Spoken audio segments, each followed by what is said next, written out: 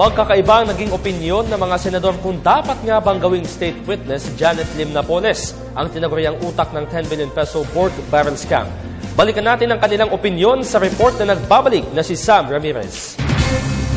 Ngayong kumanta na si Janet Lim Napoles, tinaguri ang pork barrel scam queen, pangamba na maabswelto na lang siya mula sa mga kasong kinakaharap niya kapag naaproba ang hiling ng kanilang kampo na gawin siyang state witness. Ganito rin ang pangamba ni Majority Floor Leader Alan Peter Cayetano. Aniya, hindi porke kumanta na dapat nang maabswelto sa kaso. Dagdag pa dito, lumalabas din kasi na isa si Napoles sa mga maituturing na most guilty sa pork barrel scam. At this point in time, it appears that Ms. Napoles with the 3 senators are the most guilty.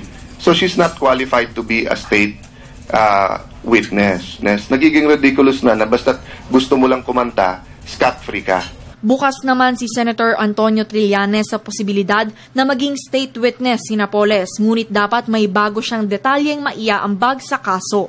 I am open to that possibility, pero provided na marinig ko siya, marinig nating lahat at makumbinsi tayo na yung testimony niya ay talagang importante sa interest ng Estado.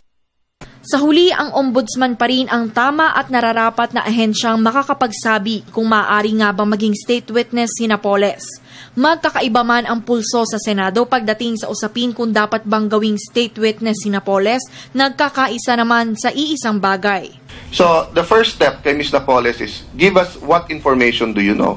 Diba? Number 2, magkano yung ninakaw at nasa'yo? Definitely may conditions.